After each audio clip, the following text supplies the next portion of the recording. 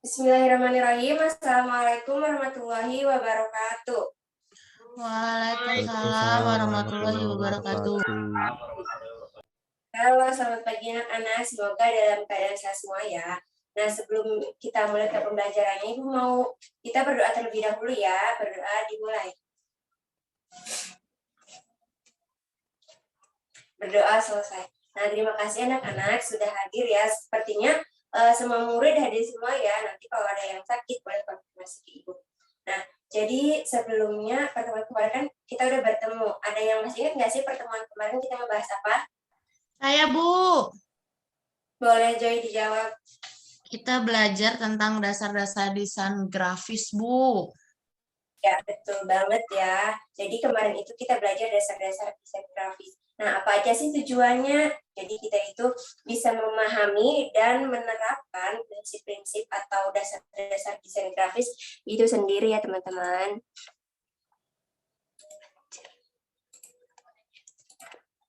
Nah, selain itu ada yang tahu nggak sih tujuan dari pembelajaran apa yang kita mempelajarin? Ada yang tahu lagi nggak? Saya Bu, Boleh dijawab. untuk mengasah kreativitas dalam mendesain dan mengetahui apa yang harus dilakukan saat mendesain Bu. Oke, bagus banget ya. Boleh di next slide. Nah, iya benar banget ya yang udah dijelasin. Nanti kita bakal memahami dan menganalisis prinsip-prinsip dasar desain. Boleh di next. Nah, jadi di materi pertama itu ada unsur-unsur desain grafis ya teman-teman. Nah, tentunya juga dibagi menjadi beberapa. Yang pertama itu ada titik. Jadi titik itu bentuk yang paling dasar atau bentuk yang paling kecil yang tidak mempunyai dimensi. Contohnya ada di bawah tulisannya teman-teman itu bentuk yang paling kecil.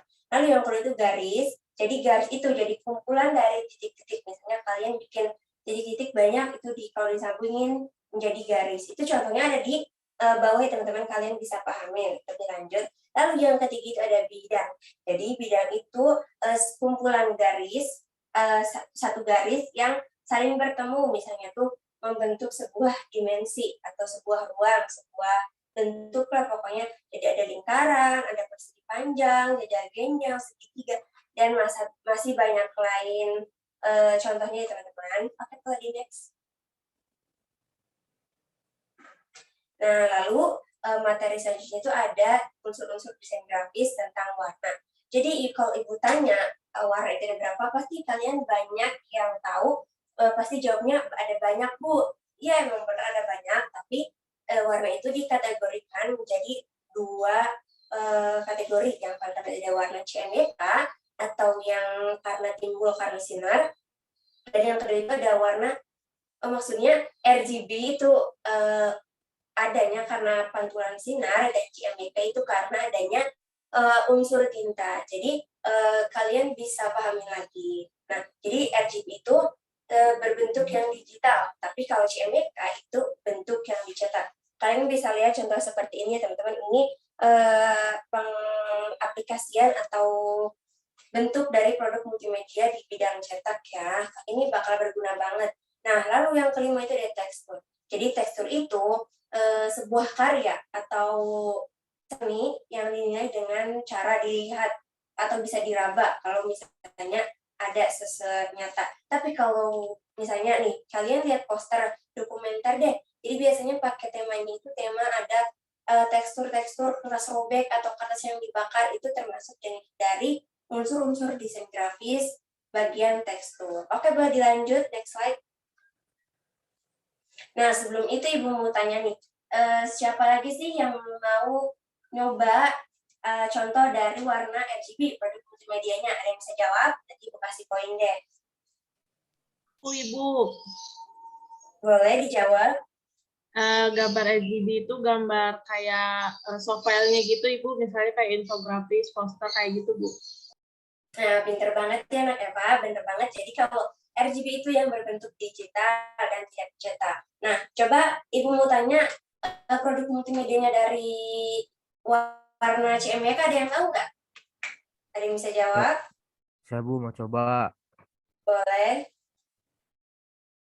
Contohnya itu ada dari produk cetak Bu, kayak banner, brosur, dan cover buku.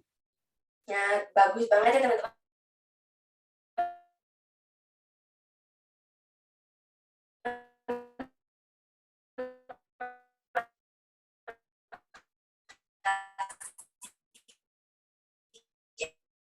Jadi teman-teman udah bisa membedakan.